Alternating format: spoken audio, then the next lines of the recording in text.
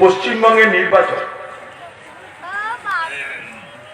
এই নির্বাচনে পরিকল্পিতভাবে একটা প্রচার করা হচ্ছিল যে বাংলায় নির্বাচন মানে দুটো দলের মধ্যে, একদিকে টিএমসি একদিকে বিজেপি। বাকি আমাদের কোনো নামধাম ছিল না, না খবরের কাগজে না টিভিতে, কোথাও আমাদের নাম নেই। এখনো কোথাও আমাদের নামটাম খুঁজে পাবেন না। কালকে আমি ঔরঙ্গাবাদ গেছি, হাজার হাজার মানুষের মিছিল, নাম পাওয়া যাবে না, যে হাজার হাজার মানুষ ছিল বলা হবে না। তো এখানকার মিডিয়া বালারা, টিভি বলুন খবরের কাগজ বলুন, কংগ্রেসের খবর সেখানে লেখা হয়। কংগ্রেসের খবর লিখলে টিএমসি এবং বিজেপির পক্ষ থেকে এই সংবাদ জগৎকে অ্যাডভার্টাইজে পয়সা দেওয়া হয়। তাই আমাদের কথা লেখা যাবে না। সেই সুযোগে প্রচার চলছে দুটো দলের মধ্যে লড়াই। হালে প্রচার মাধ্যম বাধ্য হচ্ছে এই কথা বলতে যে না, দুটো দল না, আরেকটা শক্তি এসছে, কংগ্রেস বাম শক্তি, তারাও কিন্তু ময়দানে নেমে পড়েছে। আমাদের শক্তি আছে কি না আছে, আজকে দেখুন এই প্রখর রৌদ্রতাপে একটা অঞ্চলের কর্মীদেরকে সমাবেশ, তার সব থেকে জ্বলন্ত প্রমাণ যে একটা কর্মী সভাতে এত মানুষ, আমাদের ঘরের মা বোন ভাবি বুঝু তারা সেখানটায় এসেছে। বেলডাঙ্গার মানুষ, আপনারা বারবার আমাকে দুয়া করেছেন, আমাকে আশীর্বাদ করেছেন, তাই আমি 5 বারের এমপি হতে পেরেছি, একবারের নয়। আপনাদের দুয়া ছিল।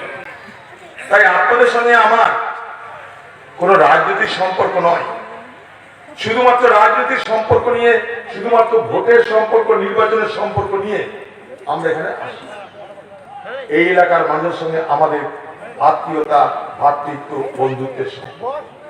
আপনাদেরকে শ্রদ্ধা করি, আপনাদেরকে ভালোবাসি, আপনাদের সম্মান করি। আমার ভাই শফিউজ্জামান, তাকেও আপনারা দোয়া করেন, আশীর্বাদ করেন, তাই সেখানকার এমএলএ হতে পারে। এবারে নির্বাচনে এক অদ্ভুত প্রচার চলছে। পশ্চিমবঙ্গের নির্বাচন মানে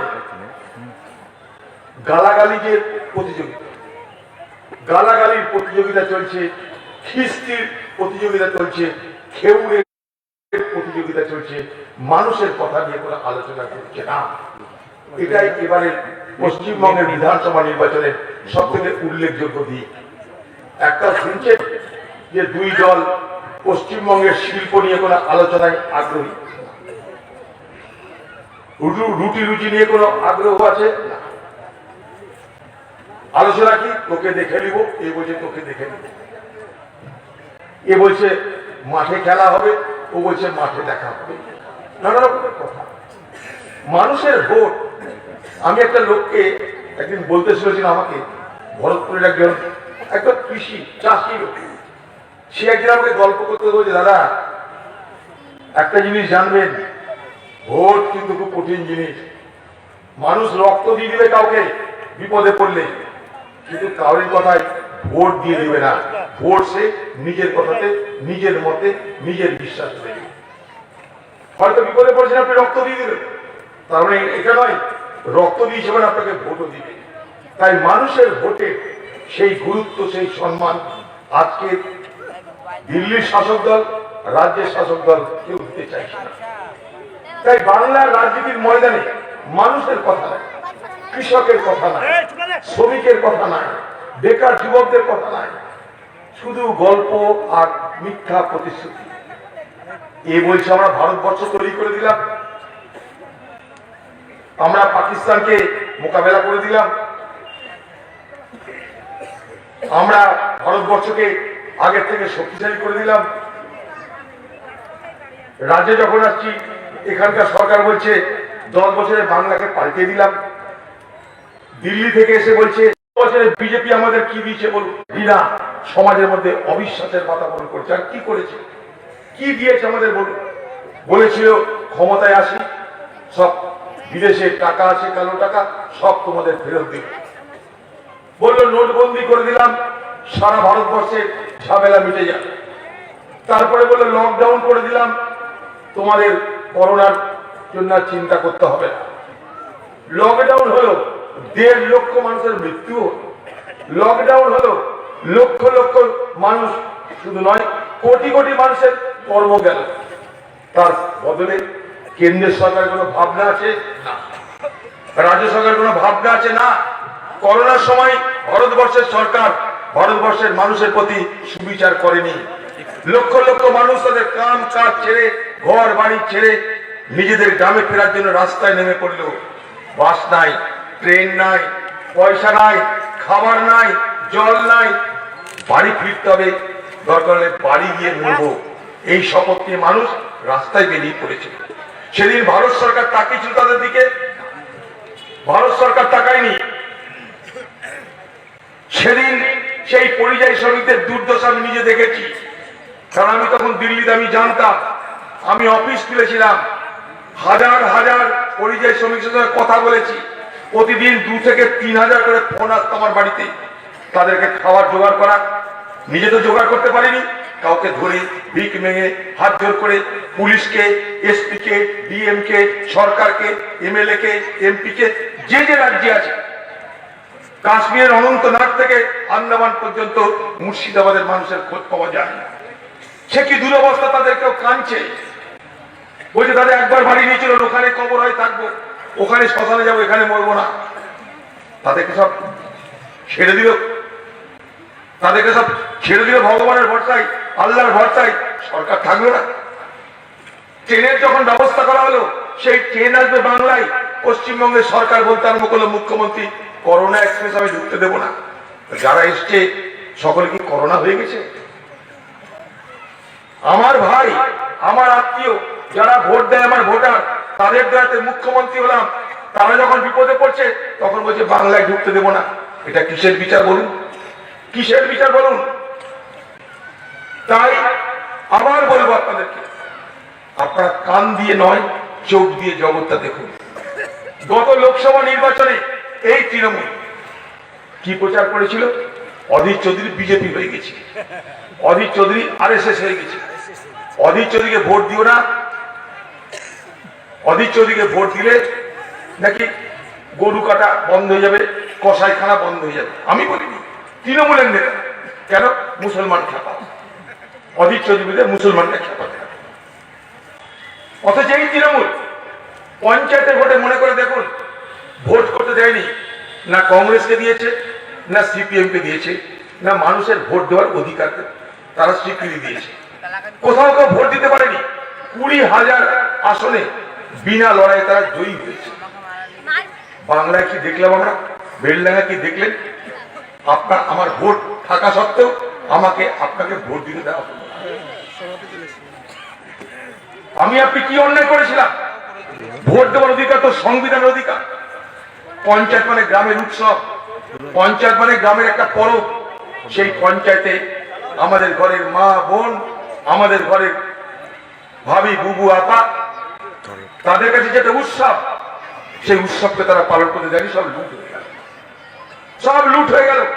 পঞ্চায়েতের ভোটের দিন 60 জন মানুষ খুন হলো বাংলায়, 34% মানুষ ভোট দিতে পারলো না। বাংলার এটাই হচ্ছে গণতন্ত্র, এটাই বাংলার গণতন্ত্র। কিন্তু লক্ষ্য করে দেখবেন, সেই ভোটে তৃণমূল বিজেপিকে কিছু বলে। বিজেপি কিন্তু ক্যান্ডিডেট হয়েছে, বিজেপি জিতেছে, বিজেপি পঞ্চায়েতও করেছে। চালাকিটা কি জানেন? অধীর চৌধুরীকে হারাতে হবে। অধীর চৌধুরীকে হারাতে গেলে হিন্দু ভোটও কাটতে হবে, মুসলমান ভোটও কাটতে হবে। হিন্দু ভোট কি করে কাটা যাবে? এই দেখো, পঞ্চায়েতে কাউকে আমরা ভোট করতে দিলাম না, বিজেপি তোমাদেরকে ভোট করতে দিলাম। হিন্দু ভাইরা, হিন্দু বোনেরা, কংগ্রেসে নয়, তোমরা বিজেপি করো, তৃণমূল তোমাদের কিছু বলবে না। দেখো, তৃণমূল কংগ্রেসকে ভোট করতে দেয়নি, সিপিএম কে ভোট করতে দেয়নি, কিন্তু বিজেপিকে ভোট করতে দিচ্ছে। তাই তোমরা সবাই বিজেপি করো, এটাই তো বার্তা। নাহলে আমাদেরকে ভোট করতে দিল না, কংগ্রেস সিপিএম কে ভোট করতে দেওয়া হলো না, বিজেপিকে আরামসে ভোট করতে দেওয়া হলো, বিজেপিকে পঞ্চায়েত গঠন করতে দেওয়া হলো। আমরা বাদ। তারপর কেন করা হয়েছিল এটা? যে অধীর চৌধুরীর পাশ থেকে হিন্দু ভোট চলে যায়। একবার লোকে বিজেপিতে গেলে হিন্দুরা অধীর চৌধুরীকে ভোট দিবে। কিন্তু শুধু হিন্দু ভোট কাটলেই তো হবে না, মুসলমান ভোটও কাটতে হবে। রটিদা অধীর চৌধুরী বিজেপি হয়ে গেছে, অধীর চৌধুরী RSS করছে, অনেক মৌলানা মৌলবীকে তারা ফিট করলো, প্রচার করে। আপনি কখন দেখেছিলেন আমাকে RSS করতে? দেখেনি। কেউ দেখেছিলেন বিজেপি করতে? দেখেনি। কিন্তু কানে ঢুকিয়ে দিল, কি করবেন? আমরা তো জানি, আমরা এখানে বড় হয়েছি, আমরা এখানে মানুষ হয়েছি, একবার নয় 5 বারের MP হয়েছি। আমি কংগ্রেস না বিজেপি এলাকার মানুষ আমার থেকে বেশি জানে, তাই মানুষ যা করে করবে। কিন্তু মানুষকে বিভ্রান্ত করিয়ে ভোটের বাজারে মুসলমানের ভোট আমার কাছ থেকে কেটে নেওয়ার ব্যবস্থা করা। কিন্তু লক্ষ্য করে দেখুন, সেদিন যারা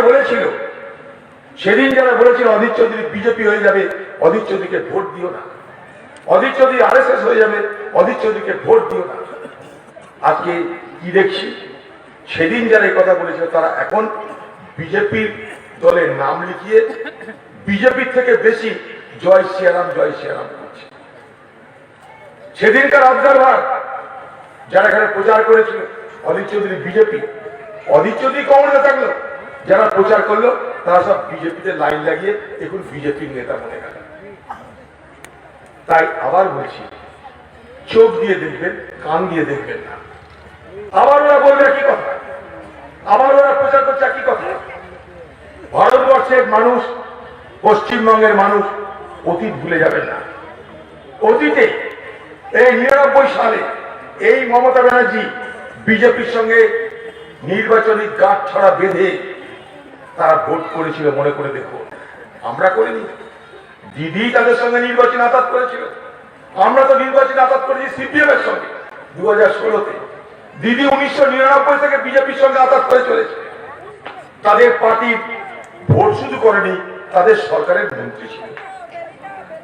কখনো বিজেপি বিরুদ্ধে একটা শব্দ কথা উচ্চারণ করেননি, কোথাও বিজেপি কোনো বাধা সৃষ্টি করেননি। মেরেছে কাকে? কংগ্রেসকে। মেরেছে কাকে? CPM কে। যারা ধর্মনিরপেক্ষ পার্টি করে দিদি তাদের উপরে হামলা করেছে, যারা মানুষের কথা বলে দিদি তাদের উপরে হামলা করেছে। মাঝখানে কি হয়েছে? বিজেপির বাড়বাড়ন্ত হয়েছে, বিজেপির বাড়বাড়ন্ত হয়েছে। মুসলমানদেরকে বলেছে তোমাদেরকে ইমাম ভাতা দেবো, মুয়াজ্জিন ভাতা দেবো, সব মুসলমান আমাকে ভোট দাও। কিন্তু এ কথা বলেনি যে ইমাম ভাতা আর মুয়াজ্জিন ভাতা দিদির দেওয়ার ক্ষমতা নাই, তার জন্য ওয়াকফ বোর্ড আছে। ধর্মপ্রাণ মুসলমান সেখানে আল্লাহর নামে সম্পত্তি উৎসর্গ করে, সেই সম্পত্তি থেকেই ওয়াকফ বোর্ড তৈরি হয়। সেই ওয়াকফ বোর্ডের সম্পত্তি মুসলমান সমাজে খরচ করে দিল টাকা ওয়াকফ বোর্ড থেকে। আর বাংলায় প্রচার করে দিল কি? আমি মুসলমানদেরকে ইমাম ভাতা দিচ্ছি, আমি মুসলমানদেরকে মুয়াজ্জিন ভাতা দিচ্ছি। কেন? মুসলমানরা ভাববে দিদি আমাদের এত বড় কাজ করেছে, চলো সব মুসলমান দিদির সঙ্গে চলো। এটাই তো রাজনীতি। অথচ দেখুন এই পশ্চিমবঙ্গে এত ওয়াকফ সম্পত্তি আছে, বিশেষজ্ঞরা বলছে সেই ওয়াকফ সম্পত্তি ঠিক মতন কাজে লাগালে বছরে 10 থেকে 12 হাজার কোটি টাকা রোজগার ওয়াকফ বোর্ডে। ওয়াকফ বোর্ডের রোজগার মানে এতিম বাচ্চাদের সুবিধা, ওয়াকফ বোর্ডের রোজগার মানে মুসলমান সমাজের সুবিধা। সেই দিকে মাথা রাখা নাই। কিন্তু মুসলমানদেরকে প্রমাণ করার চেষ্টা করলো, ওহে মুসলমান তোমরা তো মিসকিন, তাই আমি তোমাদেরকে ইমাম ভাতা দিচ্ছি, মুয়াজ্জিন ভাতা দিচ্ছি। আপনারই নিল, আপনারই টাকা, মুসলমানদের ওয়াকফ বোর্ডের টাকা। কিন্তু বাজার কার, প্রচার কার? দিলকে মমতা ব্যানার্জি। এই সেই মমতা ব্যানার্জি নামাজের কাতারে দাঁড়িয়ে ঈদের সময় মুসলমান সাজার চেষ্টা করে। এখন এসব করে না, আগে করেছে। কারণ দিদি বুঝে গেছে এইসব করলে এখন আর হিন্দুদের ভোট পাওয়া যাবে না। বিজেপি সেই পাকে প্রচার করতে আরম্ভ করে দিল, দেখো দিদি তোমাদের এত দিদি দিদি করো, দিদি দেখো ইমাম ভাতা দিচ্ছে, দিদি মহরমের দিন ঠাকুর ভাষা করতে দিচ্ছে না। আপনারা কিন্তু কেউ বলেননি, খামোখা নিজে নিজে কোন মুসলমান বলেনি যে আমি মহরমের তাজিয়া বার করবো, ঠাকুর বিসর্জন বন্ধ করে দাও। কোন মুসলমান বলেনি। দিদি যেচে তৈরি করেছে, যেচে এগুলো তৈরি করেছে, সমাজে বিভাজন করো, মুসলমানদেরকে পকেটে পুরে দাও, বাকি গরিব দুর্ব যা আছে এদিক ওদিক বলে আমি ম্যানেজ করে নেব। এটাই তো রাজনীতি ছিল, এটাই তো রাজনীতি ছিল। এখন দিদি বুঝেছে এ করে তার কর্তা হয়নি, তাই এখন উল্টো সুর। এখন সুর কি, আমি পুরোহিতদের ভাতা দিই, এখন আর ইমাম ভাতার কথা বলে, এখন বলে পুরোহিত ভাতা। এখন কি বলছে, বলছে দীঘার সমুদ্রের পাড়ে আমি পুরীর মন্দিরের মতন মন্দির করে দেব। এখন কি বলছে, হিন্দু দুর্গা পুজো করো, আমি তোমাদের 50,000 টাকা করে চাঁদা দিব।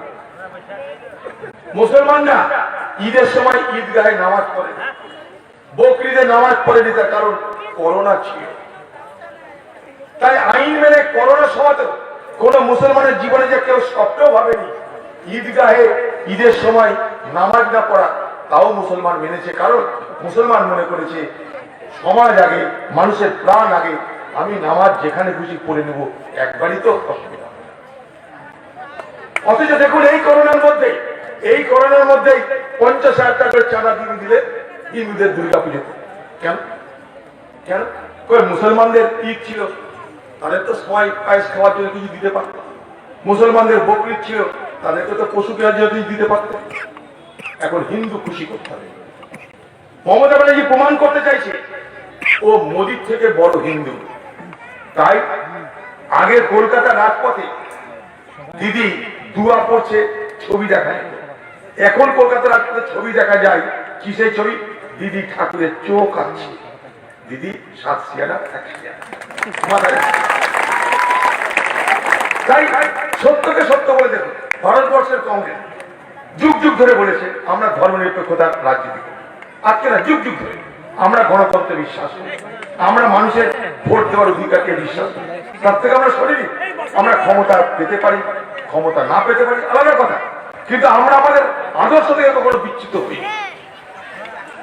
তাই যতদিন কংগ্রেস ভারতবর্ষের ক্ষমতায় থাকে, ততদিন ভারতবর্ষের সাম্প্রদায়িক শক্তি দমে থাকে। কংগ্রেস যখন দুর্বল হয়ে যায়, সাম্প্রদায়িক শক্তি প্রবল হয়ে যায়। এটাই ভারতবর্ষের ইতিহাস। তাই নতুন করে আজকে ভারতবর্ষে ধর্ম নিরপেক্ষতার লড়াই সবাইকে শুরু করতে হবে।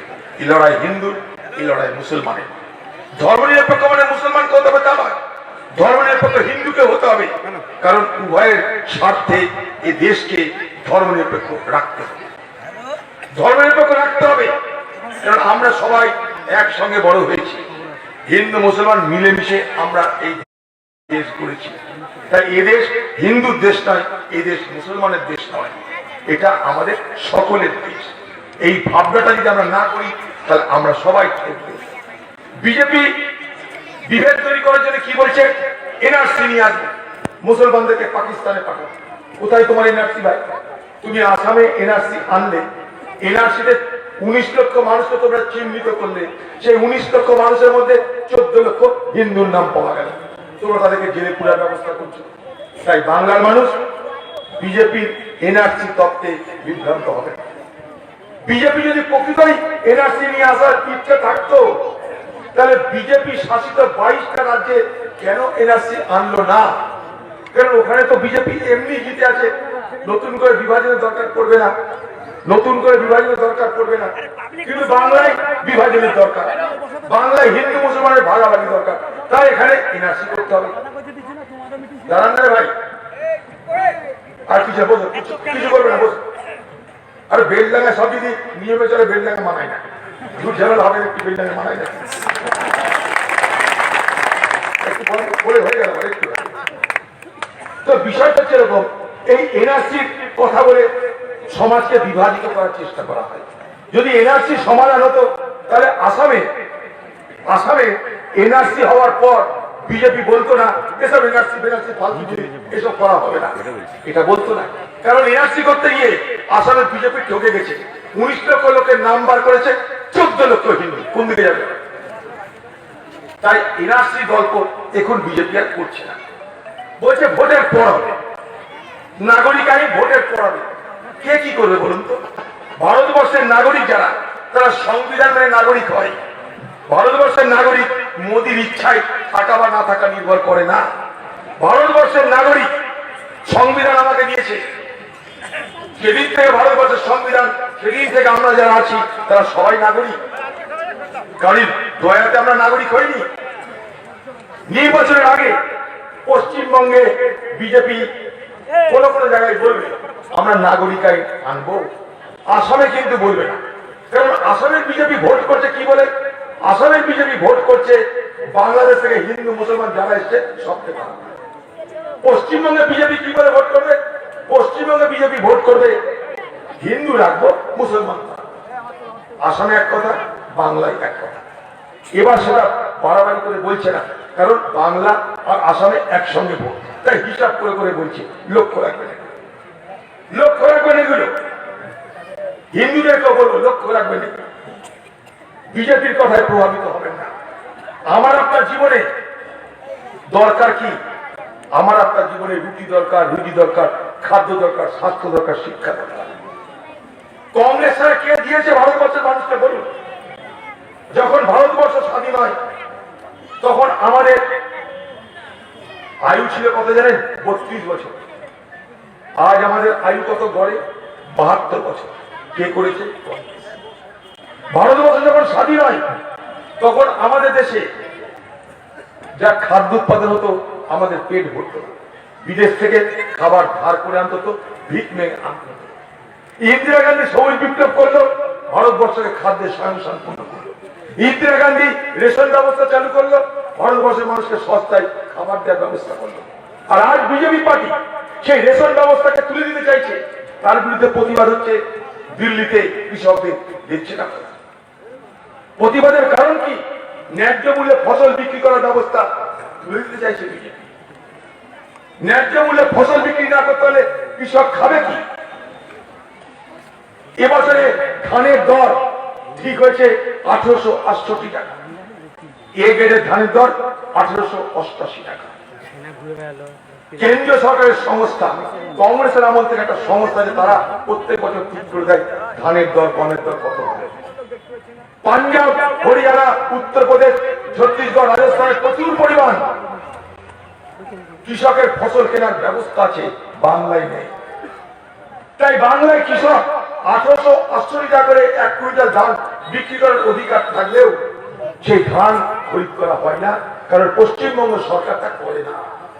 এখানে ঢোল বাজবে, বড় বড় কথা হবে, অনেক বড় বড় প্রতিশ্রুতি হবে, কিন্তু আমার যা হক, আমার যা পাওনা সেটা দেওয়া হবে না। 1 কুইন্টাল ধান 1880 টাকা করে সারা ভারতবর্ষে দেওয়া। তার মধ্যে ছত্তিশগড়ে কংগ্রেস সরকার 1 কুইন্টাল ধান কেনে 2500 টাকা করে। 1880 টাকার পর বাকি টাকাটা রাজ্য সরকার দেয়। পশ্চিমে কোনো ব্যবস্থা আছে? এখানে যদি কথা হয়, এখানে কি হয়? বাংলার মানুষ, তোমরা তো বাঙালি, আমি তোমাদের কাঙালি বানাতে চাই। বাংলার মানুষ, তোমাদেরকে আমরা ভিখারি আর মিসকিন বানাতে চাই। তাই তোমাদেরকে আমি 5 টাকা ধরে ডিম ভাত দিই। এটাই বাংলার মুখ্যমন্ত্রী। আমাকে আপনাকে নাকি 5 টাকা করে ডিম ভাত দিতে, কেন? ভোট তুলে এসেছি, এখন আমাদেরকে ডিম ভাত দিবে। ও মনে করছে ডিম ভাত খাইয়ে মানুষকে খুশি করে দিবে। কেন ভাই? আমার পরিবারে আমি ডিম খাবো না মাছ খাবো না মাংস খাবো না নিরামিষ খাবো, আমার উপর ছেড়ে দাও। তুমি কি আমাকে খানা খাওয়ানো? আমার দরকার রোজগার, আমাকে রোজগার করার সুযোগ করে দাও। আমি রোজগার করবো, আমি নিজের পয়সায় খাবো, আমি মেহনত করে খাবো। আজকে পশ্চিমবঙ্গে রোজগার নাই, তাই লক্ষ লক্ষ পশ্চিমবঙ্গের বেকার যুবক অন্য রাজ্যে কাজ করতে চলে যায়, পরিযায়ী শ্রমিক হিসেবে। বলুন তাদের কি দুরবস্থা। এই যে লকডাউন চললো, আজকে গ্রামে গ্রামে লকডাউনের বাজারে শুধুমাত্র মনরেগা প্রকল্প, 100 দিনের কাজের প্রকল্প চালু ছিল বলে মানুষ খেয়ে পড়ে বেঁচেছে। এই প্রকল্প কারা চালু করেছিল? কংগ্রেস পার্টি। আজকে সস্তায় রেশন পাই বলে আমরা খাদ্য সুরক্ষা আইনের দৌলতে 2 টাকা 3 টাকা ধরে চাল দাম পাওয়ার ব্যবস্থা আছে, মানুষ খেয়ে পড়ে বাঁচল। কাদের তৈরি খাদ্য সুরক্ষা আইন? কংগ্রেসের তৈরি। তাই মনে রাখবেন, কংগ্রেস মানে মানুষের কথা বলে। কংগ্রেস কোনো জাতের কথা বলে না, সম্প্রদায়ের কথা বলে না। আমাদের কাছে সবাই ভারতবর্ষের নাগরিক। বিজেপির কাছে হিন্দু নাগরিক আলাদা, মুসলমান নাগরিক আলাদা। তৃণমূলের কাছে তৃণমূল বলা আলাদা, তৃণমূল যারা করে না তারা আলাদা। পঞ্চায়েতে যাবেন, যদি তৃণমূল করেন খাতির করবে, কিন্তু মাল তো দিতে হবে, টাকাটা দিলে হবে না। বিনা টাকা এখানে কোনো কাজ হয় না। যদি আপনি জিজ্ঞেস করতে যান, হাগো প্রধান, এটা তো আমার পাওনার টাকা, আমার টাকা কেন ভাগ চাইছো? 100 দিনের কাজের টাকায় ভাগ, ঘরের টাকায় ভাগ, সবকিছুতে ভাগ চাইছো কেন? তো প্রধান বলবে তোমাদের ভোটে তো আমি জয়ী হইনি, তাই তোমাদেরকে তো জবাব দেওয়ার দরকার নাই আমার। এটাই তো প্রধান, এটাই তো পশ্চিমবঙ্গের পঞ্চায়েত। পশ্চিমবঙ্গের পঞ্চায়েত লুট করার ঢালাও লাইসেন্স কে দিয়েছে? বাংলার মুখ্যমন্ত্রী দিয়েছে। আজ বাংলার মুখ্যমন্ত্রীর মাথা খারাপ হয়ে গেছে, তার কারণ বিজেপি ঢুকে গেল। বাংলার মুখ্যমন্ত্রী বাংলার মানুষকে বলছে বিজেপির বিরুদ্ধে ভোট করো।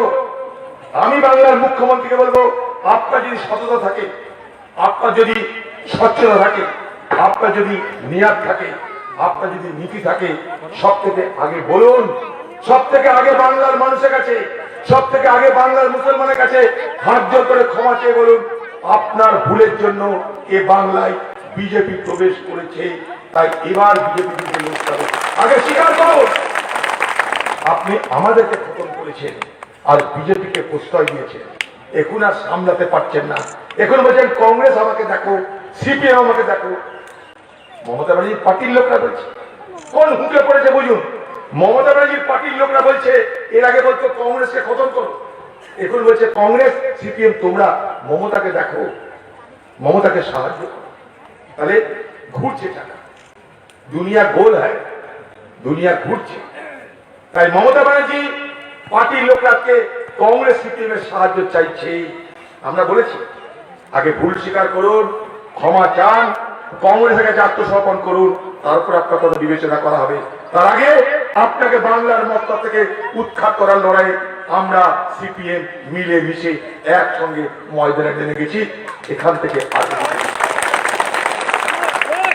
আমরা জিহাদ ঘোষণা করে দিয়েছি, মমতাকে উৎখাত করার জিহাদ এখান থেকে আমরা করবো না।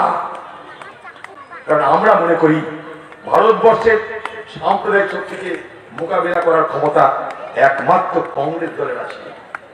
এই মুর্শিদাবাদ জেলার মানুষ যতদিন কংগ্রেস মুর্শিদাবাদ জেলার রাজনীতি করেছে, এখানে হিন্দু মুসলমানের মধ্যে কখনো কোনো বিরোধ হয়নি। আমরা হিন্দু মুসলমান মিলেমিশে বড় হয়েছে এখানটায়। দুর্গা পুজো হয়, কালী পুজো হয়, ঈদ হয়, বকরিদ হয়, কোনো অসুবিধা হয় না আমাদের। আজ মানুষকে সন্দেহ চোখে দেখছে, আজ মানুষের মধ্যে বিভাজনের বাতাবরণ তৈরি হচ্ছে। আমি পার্লামেন্টে যেদিন প্রথম বক্তৃতা দিই এবারে নির্বাচিত হয়ে, আমি সেখানে একটা কথা বলেছিলাম, সে কথাটা আমি আপনাদের সামনে বলতে চাই।